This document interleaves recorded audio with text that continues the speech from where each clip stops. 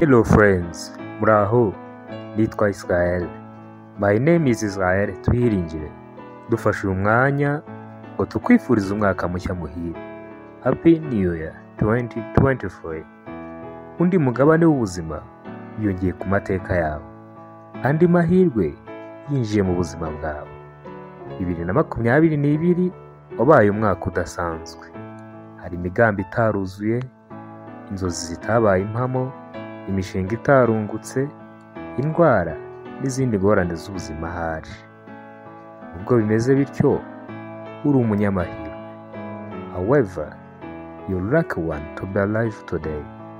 Ufite amahirwe yose kubw'uyu mwaka wa 2023.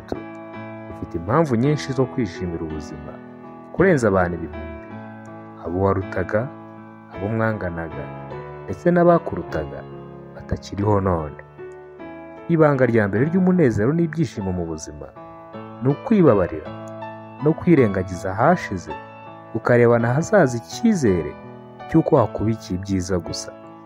The best way to really happiness and to enjoy your life is to ignore the past and look at the future with confidence that it holds good things for you.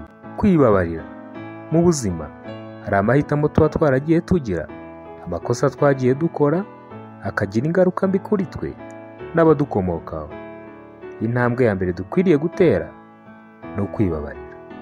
Ndakubwiza ukuri, igihe wumva udashoboye kwibabarira, ntuzababarira mugenzi wawe.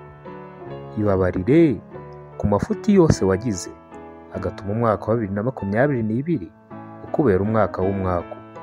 Ibabarire ku mahitamo mabi waba waragize agatuma inzozi wari ufite ahari muri uyu mwaka zitaba impamo. Ibabarire ku makosa yose wagize akagira ingaruka mbi kuri wowe ahari n'umuryango wawe. Ibabarire kandi wivuge mu izina. Urugero uvuga uti: Ange, ndakubabariye. Israel, ndakubabariye. Ibabarire maze urebane icyizere umwaka mushya 2023 nk'umwaka uguhishiye byinshi kandi byiza. Forgive yourself. By'umwihariko umuryango wa Beroya TV dufashe umwanya ngo dushimire abakunzi bacu aho mudukurikiye muherereye hose. Tubifurije umwaka mushya muhire, umwaka w'amahoro, umwaka w'ibyishimo. Muri ab'agaciro n'ab'ingenzi kuri twe. Turifuza kugira impinduka mu mikorere yacu ndetse no kwagura ibiganiro tubagezaho buri munsi. Muri uyu mwaka dufite intego yo kuzajya tubagezaho nibura video ebyiri buri cyumweru zijyanye n'umurongo dukoreramo ku buryo buhoraho. Birumvikana video ebyiri ni nke cyane ugereranije n'aho twifuza kugera, ariko kandi ni intambwe yindi turi gutera ukurikije aho turi kuva.